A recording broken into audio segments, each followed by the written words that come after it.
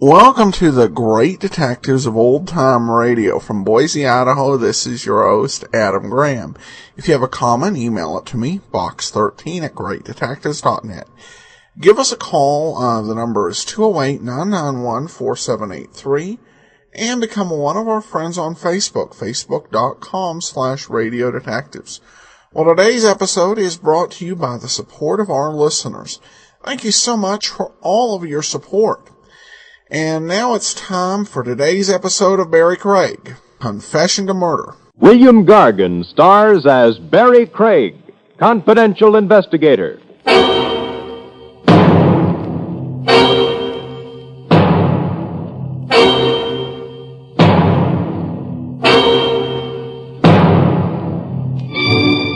A lady killer is sometimes the worst-dressed guy around. How much of a figure can he cut in prison dress?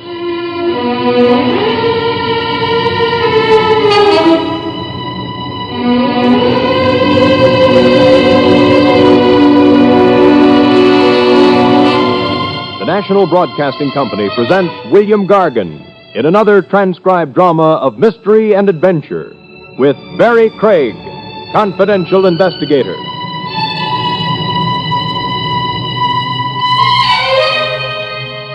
Craig speaking. You meet out exhibits in the human jungle. Walk down any street, especially when the hour is late. The species that creep by night. Call them neurotic. Call them throwbacks to the time when man stalked his prey with a club. You meet them and the chill on your spine spells out the word danger. Got a match, Cap? Got a match. Only a device to stop you. The next demand is your wallet or your life. You reach into your pocket for a match, and what you come up with, you ram into her stomach. What's this? A loaded gun. Hands touching the stars. Frisk me. All you'll get is exercise, Cap. I got empty pockets. No switchblade knife? Yeah, you do have one. A lousy dollar knife. I still don't want it in me, butcher boy. And you...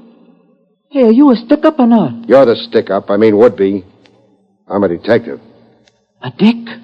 You picked the wrong victim. Walk ahead of me. Hands nice and high.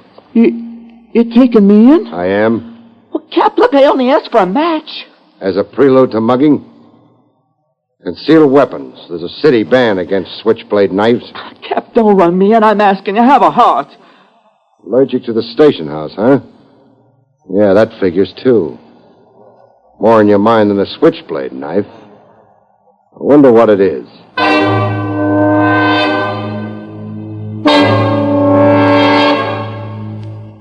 I learned more about the boy from a career cop named Kennedy, Sergeant Kennedy. Rough customer you brought in, Craig. On the surface. And on the inside. You're overrating a punk. What's his record? The usual. Petty theft, illegal entry, stolen cars, disorderly conduct, street fights. Meaning he served time. 1 year in a correctional institution for juvenile delinquents. What's his neighborhood gang called? The Tarantulas, the worst of the teenage mobs. Besides creeping by night, what does Spike Sanger do? He's enrolled in a vocational high school, a course in repair mechanics. Father, mother, people? Father's dead, lives with his mother. This is Stella Sanger. Mother's a factory worker. Sweat him, Kennedy. Find his breaking point. My hunch is you wrap up a lot of stuff currently indexed as unsolved crimes.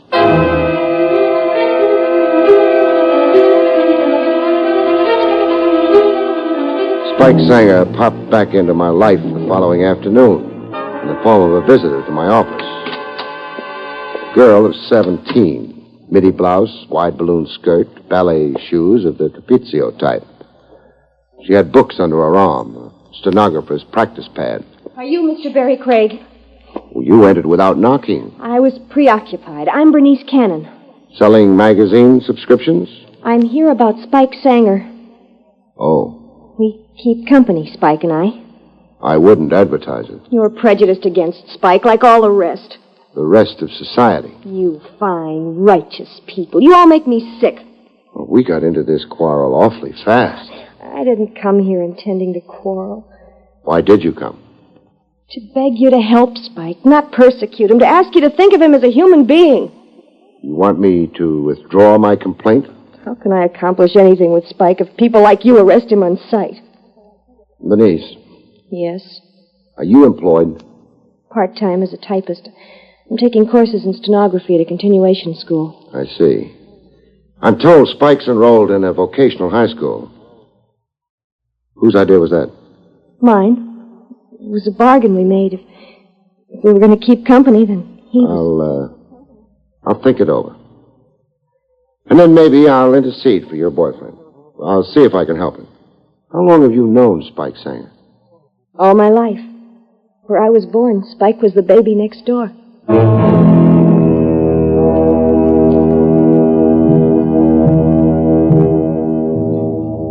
I interceded for Spike Sanger. The district attorney yawned listening to me and then brushed me out of his office. An hour later, Sergeant Kennedy explained my failure to me.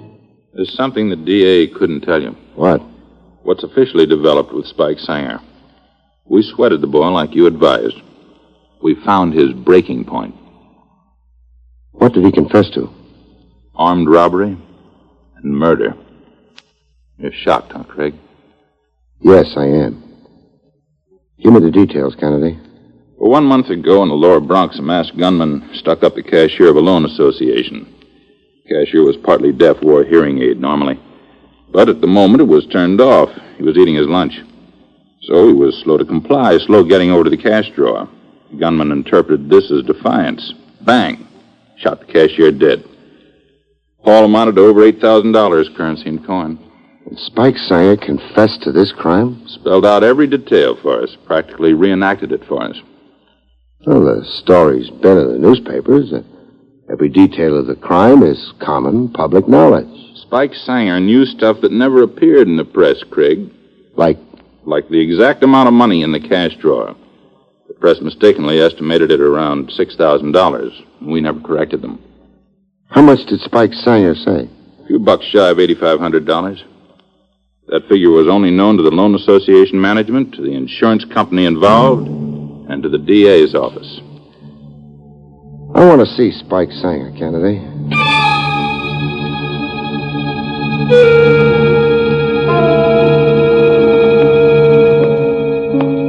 They had Spike Sanger in the Tombs. They were still sweating him, trying to get answers to other crimes listed on the books as unsolved. He's on the edge of his cot, head down between his knees.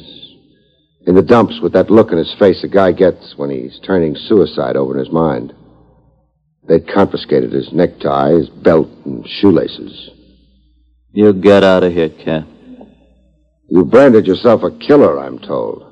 Yeah. And I'm your arrest. Pick up your medal at the front desk, hero. Not a shred of evidence pointing at you. A crime that's a month old and cold. You've never been tagged for it. You sound like your man, I confessed. Self-protection is human nature, even among punks. It's unnatural to beg for electrocution. So I'm a freak. Cap, get out of here. Soon. I frisked you the other night. You were flat broke, not a red cent. Not even a whole cigarette on you. You were snitching butts from the gutter. Oh, now you're going to make poverty a crime, huh? What happened to the $8,500 you grabbed from the loan association till? What happened? I blew it in. Where? Here and there. Broads, gin mills. I played some pool. I bet on the fights. Went down to the racetrack. A pigeon has wings, so has money. You claim to have spent $8,500 in one short month? Listen, I've been 17 years dreaming of one big binge, so I had it. Now, Cap, will you get out of here? How's your confession going to sit with Bernice Cannon? Bernice. She loves you. Love? What's that? How's your confession going to sit with your mother? My mom. She's ahead. My confession puts her ahead. I've been bumming $8 a week from her. Money for smokes and the movies. Get out of here, will you? I want you to get out of here.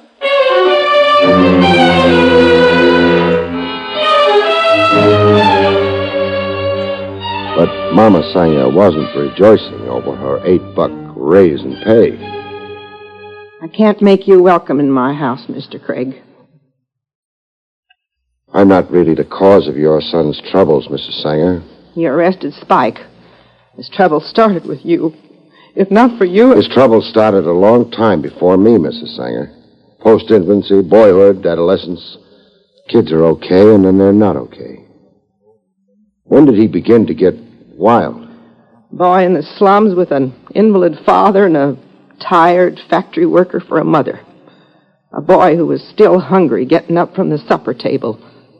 Never had a suit or shoes that somebody hadn't worn before him.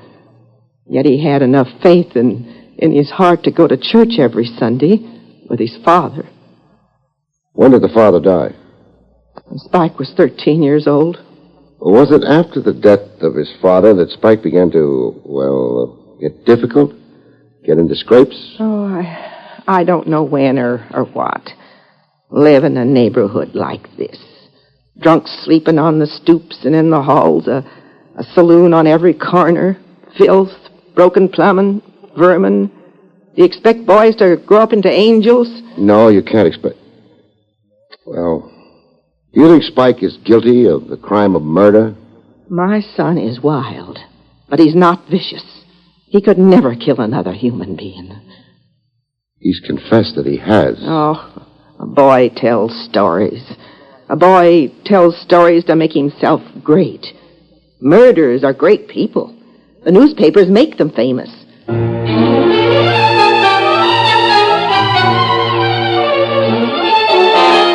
In the Sanger living room, Spike's girl, Bernice, had her own brand of scorn.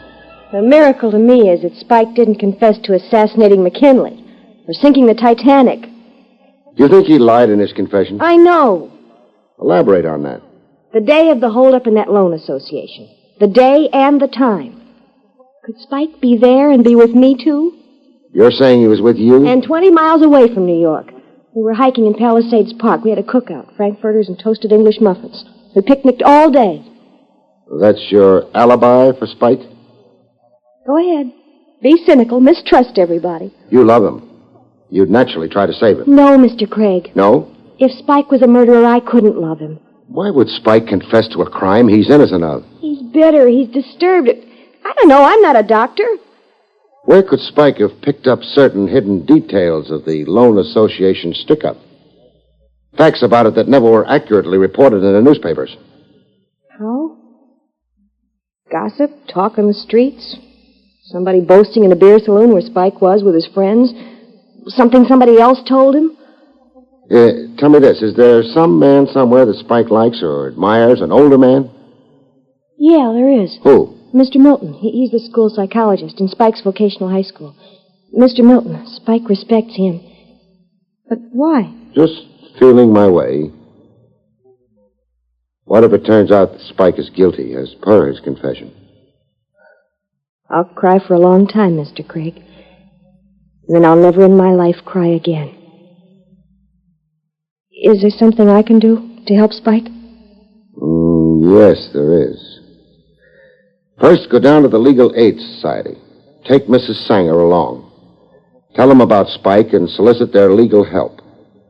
Then give them an affidavit of that time alibi you claim for your boyfriend. I'll do that. And do this. That street gang Spike hangs out with. The tarantulas. Drop a hint here and there. Let the word circulate on the grapevine that Spike deliberately confessed falsely. That Spike deliberately... For the headlines, the notoriety. That he has a way out and isn't really worried. He's got a time alibi covering the murder day. And get this rumor going. That Spike knows everything there is to know about the murder of that cashier.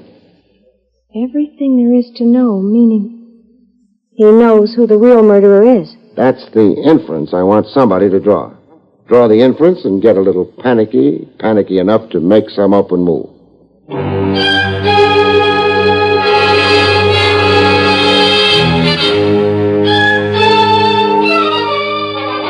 At the vocational high school, the psychologist, Mr. Milton, showed genuine distress for Spike Sanger. The news came as a terrible shock. You were professionally interested in Spike. Even personally, Spike has charm and likability and cooperative qualities. Last term, he earned 14 service credits. Well, what has been your gauge of Spike Sanger? A certain emotional instability, normally optimistic, but then fits of depression. What causes them? Certain emotional maladjustment, deep feelings of inferiority, guilts. Guilts about what? Well, I can't say. If we knew that, we could get to the root cause of his behavior. Well, what generally did Spike confide in you? Spike once blurted that he'd not attended his father's funeral, that he'd purposely hidden himself away all that day in a neighborhood movie. I see. Love for the mother, not so much love for the father.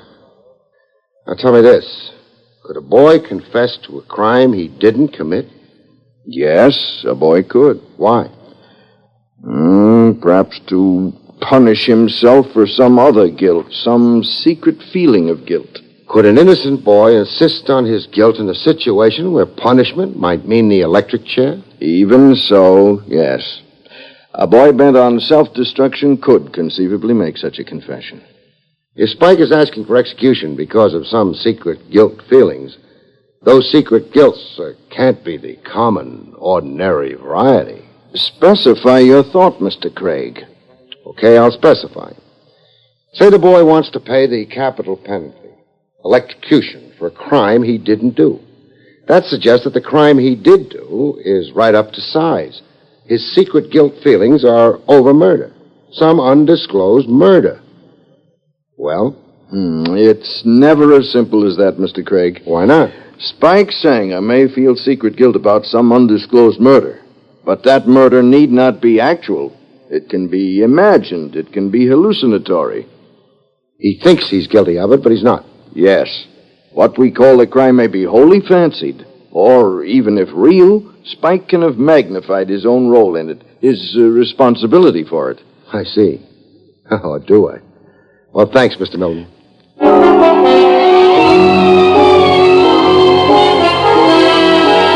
Bernice Cannon reported her success with the tarantula gang grapevine to me. We met in a remote place, a wharf that looked over the Hudson River. It feels kind of funny being so clandestine, so furtive. Try to flesh out a killer, you take risks. I don't want you spotted working with me. I don't want you hurt. Now, what's the story? I have definite progress to report. Well, tell me. I dropped hints, as you told me to, about Spike's confession being false and how Spike knew every detail there was to that happening. The robbery and murder. Well, I spent one evening in a social club the tarantulas keep up, a horrid, dingy cellar. I didn't even have to broach the subject or be clever. The boys were buzzing with it, huh? Yeah. Well, go on. Last night, I was approached on my street by a fellow known as Lou Lennox. Lennox is older. He's at least 24.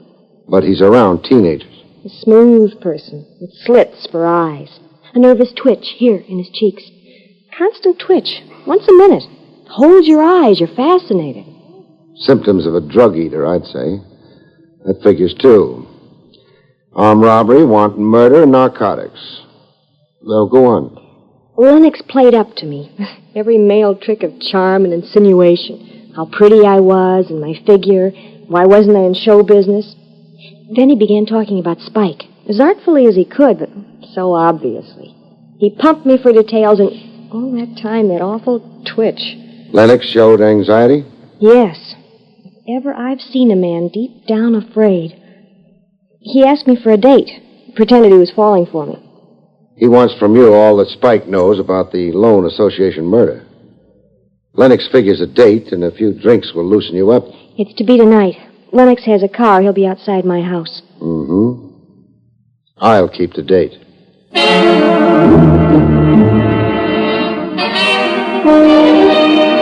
Later that evening, I parked myself outside Bernice's house. Soon enough, Bernice's date rolled up. A souped-up convertible, built of special parts taken from a half-dozen other cars. It had pink fenders. Lennox had his horn going, signaling for Bernice to come down. I went to join him. Move over, Lennox. I'll take the wheel. Who are you? What does my gun suggest? hood or a cop? The cop. Bernice isn't disposed for fun tonight, but I am. Fun? Fun with you. We're going to hole up somewhere and play charades. Play charades? I'm going to tell you about a loan association office in the lower Bronx and a deaf cashier who wore a hearing aid. And then, from the material I supply, you're going to tell me who done it.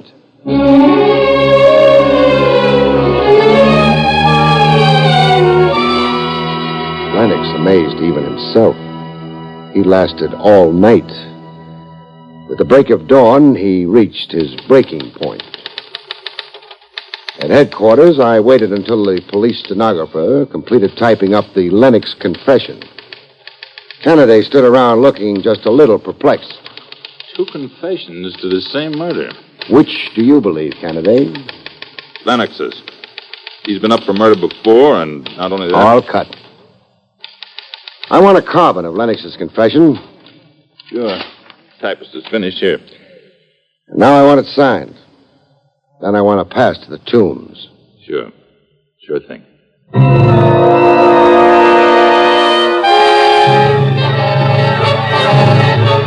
I watched Spike Sanger read the confession to murder, signed by Lennox.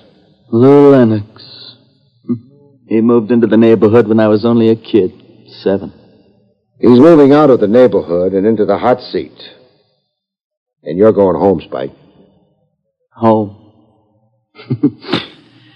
Yeah, they'll hang out the flags and throw me a block party. Bernice stuck with you all the way. She found Lennox for me.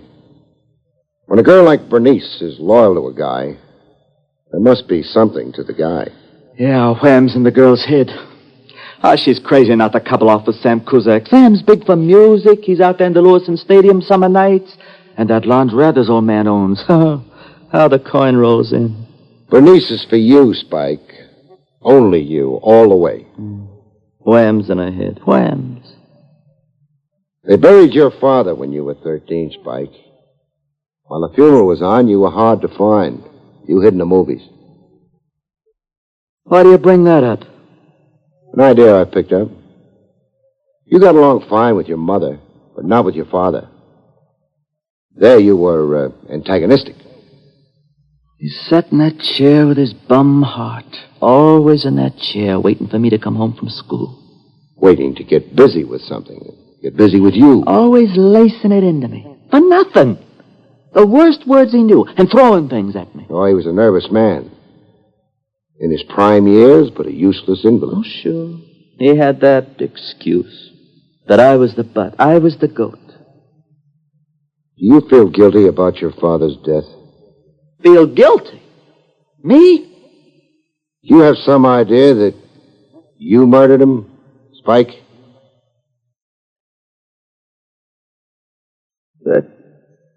That day Pop keeled over. And then the ambulance doctor pronounced him. Pronounced Pop. You'd come home from school, and there'd been a quarrel. The usual quarrel. Then your father suffered a heart attack. I killed him. I got him so excited, he fell down on the floor. So that's it, huh? You blame yourself for a death that had to happen sooner or later. That day, or the next day, or the next week. If I'd have shut up, if I'd kept my trap shut. You see yourself as your father's murderer in your secret guilt. So you tried to die for a crime you had nothing to do with.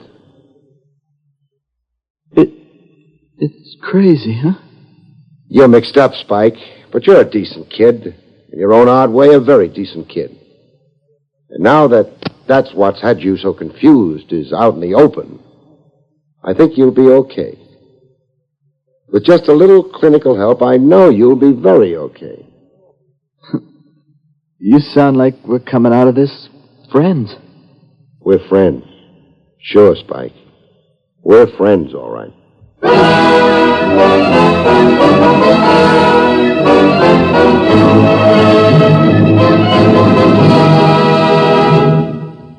You've been listening to William Gargan in another exciting transcribed mystery drama from the adventures of Barrie Craig, confidential investigator.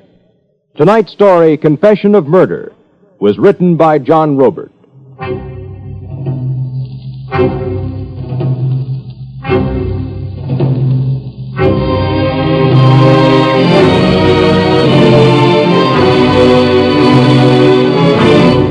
National Broadcasting Company has just brought you an NBC Radio Network production with William Gargan starring as Barrie Craig, confidential investigator. Directed by Andrew C. Love. Our cast included Jack Edwards, Barney Phillips, Jane Webb, Noreen Gamil, Stanley Farrar, and Paul Richards.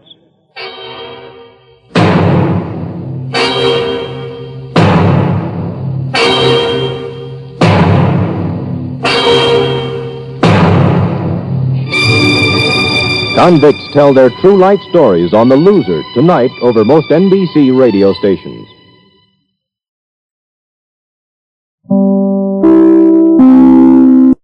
Welcome back. Well, another psychological juvenile delinquency case, which does make a little bit of sense. It does seem we've had a couple of those recently. Seem to be occurring frequently just because we're missing so many episodes.